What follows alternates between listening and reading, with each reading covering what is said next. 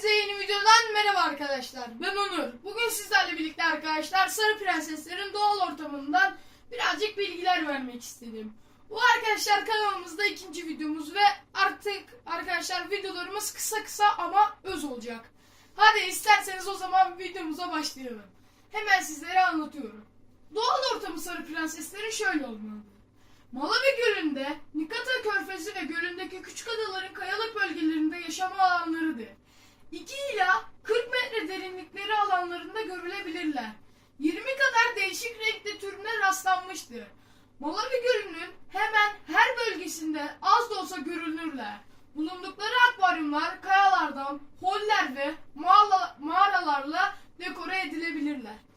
Arkadaşlar siz de benim akvaryumda görmüş olduğunuz gibi seramiklerle, gemilerle onlarla süsleyebilirsiniz. Yani kayalık alanları çok seven balıklardır arkadaşlar sarı prensesler. Arkadaşlar sizlere birazcık boyutlarından da bahsetmek istiyorum. Boyutları arkadaşlar sarı prenseslerin 8 ila 12 santimetre arası değişen farklı boylara ulaşabilirler.